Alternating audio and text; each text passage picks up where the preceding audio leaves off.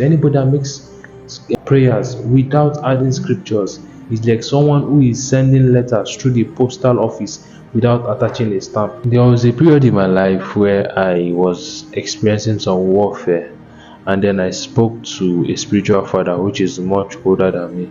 Because I know the man's prayer time, I decided I was going to call him around his prayer time for him to join me in prayers for that period of time. So I called him with my youthful zeal. I was preparing myself to rev in tongues, to speak my aggressive tongues, the way I like to do it, and the way that gives me confidence. When the man got on the call, his voice was so solemn that he calmed me down. I couldn't do that which I wanted to do.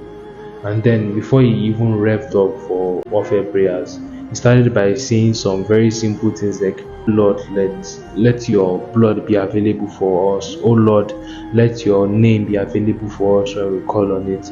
He stated some scriptures, started saying things like, a broken and contrite heart you will not cast away. Several scriptures, and he laid them on for a while before he started to. And then all my zeal and gra came down.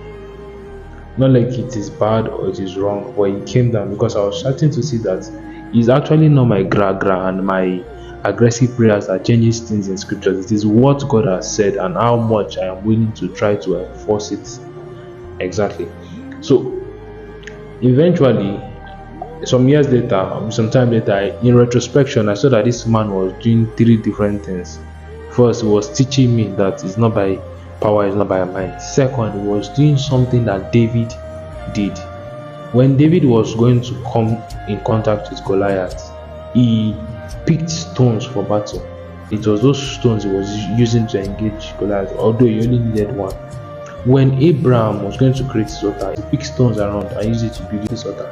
What this thing does is two things. First, it is guarding the altar from wear and tear. Second, it is guarding the altar from counter-attack. Whatever you need to do, you need to guard it in scriptures. Anybody that makes scriptures an intercession without, I repeat, anybody that makes prayers without adding scriptures is like someone who is sending letters through the postal office without attaching a stamp. It rarely goes through.